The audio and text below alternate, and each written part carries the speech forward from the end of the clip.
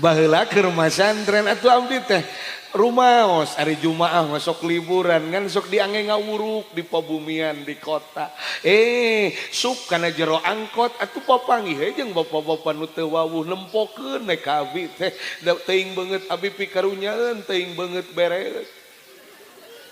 nyebutna ge encep ka abdi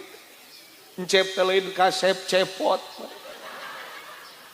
encep bade ka mana bade ngawulang saur abdi gaduh artosna ge mung 5.000 cenjang sapepeut da aya nu ngongkosan si bapak ngomong ke kenek nek da abdi ngalieu ke rumah sawak abdi astagfirullah kieu cek si bapak cep tong mayar ongkos ku bapak we dibayar ya 2.500 da eta emut keur boga duit 5.000 aya nu ngongkosan da hampang emutan teh hate teh lewang salamet 2.500 deui uih kaponok da emut ka si bapa nu teu wawuh nah geuning si bapa teh teu wawuh ge wawanianan ngongkosan ka abdi bujeng-bujeng kenal akrab tepang ge nemean geus wanian ngongkosan ka abdi ageungna ongkos angkot 2.500 da kana emutan kabeneran baheula teh abdi teh buhes pai bujang hese payu asa cocok mun dijieun mitoha ngan teu panggih deui nepi ka ayeuna malih abdi tos gaduh putra dua ge ti dua bibit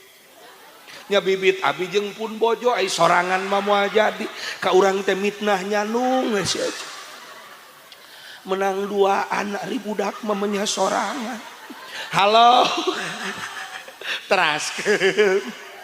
teras abdi emut nuju di kobong teh pangersa eta jalmi nu teu wawuh teh ngongkosan ka abdi meuni asa katulungan nah ari kapun bapa dirorompoh belaan hujanan papanasan ngabelaan abdi nyakolakeun masantrenkeun malah lain nungku 2.500 pun bapa belaan najong sawah